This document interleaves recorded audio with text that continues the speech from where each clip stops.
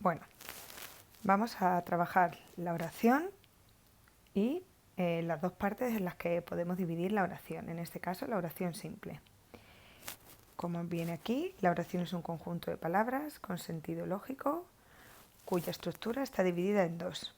¿En qué dos partes se divide una oración simple? Se divide en una primera parte, que es el sujeto, y en predicado.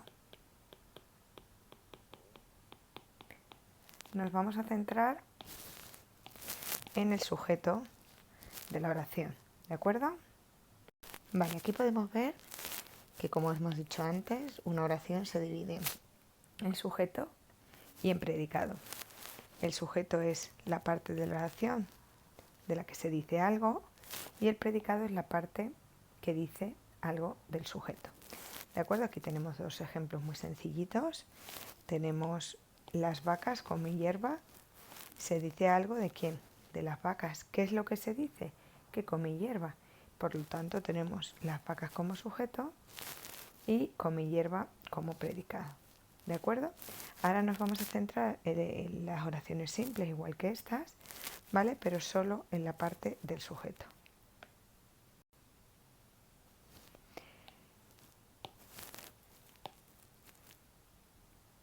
Vale, aquí tenemos el sujeto, que son siempre un sintagma nominal. Recordamos que un sintagma nominal está formado por un determinante, un núcleo o un complemento.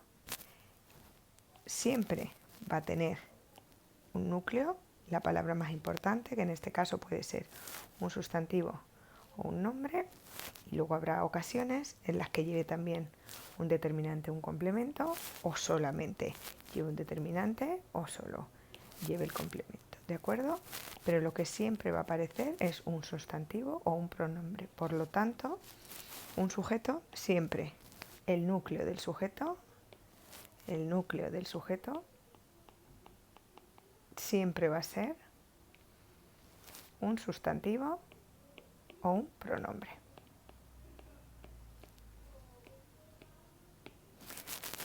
En este caso, el ejemplo que viene aquí muy sencillito, el cielo azul.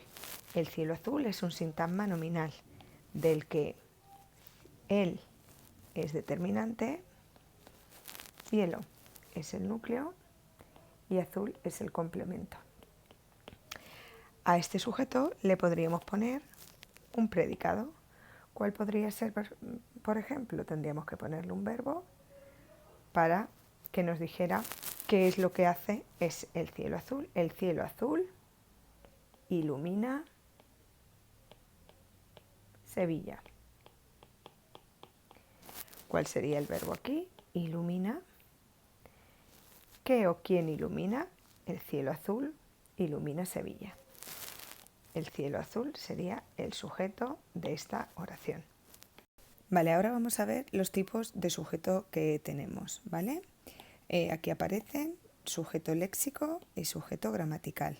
Vamos a ver cómo los identificamos. El sujeto léxico también se conoce como sujeto presente, que quiere decir que siempre va a aparecer en la oración, ¿de acuerdo? Recordamos que va a ser siempre un sustantivo o un pronombre. En este caso, ella está en Madrid. Es un pronombre y aparece en la oración, por lo tanto, este es un sujeto léxico. Luego podemos tener un sujeto gramatical, que también se conoce como sujeto omitido o como sujeto tácito, ¿vale? Que viene así también en vuestro libro de texto, sujeto tácito. ¿Qué quiere decir? Que este sujeto no aparece en la oración, está en Madrid. Tenemos que deducir quién está en Madrid. ¿Qué es lo que nos va a decir el sujeto? Nos lo va a decir la desinencia del verbo, es decir, la parte variable del verbo es la que nos va a indicar a qué pronombre nos referimos. Está en Madrid. ¿Quién está en Madrid? Yo está en Madrid, tú está en Madrid, él está en Madrid, él o ella, porque es con quien tiene concordancia, ¿de acuerdo? Se denomina gramatical ya que se encuentra en la desinencia del verbo, es decir, en la parte que cambia del verbo de la forma verbal que nos indica qué persona y qué número está conjugado ese verbo, ¿de acuerdo? En este caso nos pone que como es está, señalamos aquí él y ella está. ¿De acuerdo? Vale, ahora nos toca ver cómo localizamos el sujeto de una oración. Cuando nos encontramos ante una oración simple, lo primero que vamos a hacer va a ser, lo primero del todo es localizar el verbo. Localizar el verbo. Vale, una vez que hemos localizado el verbo, lo siguiente que vamos a ver, la segunda sería preguntarle al verbo qué, quién o quiénes. Y la tercera sería la prueba de la concordancia.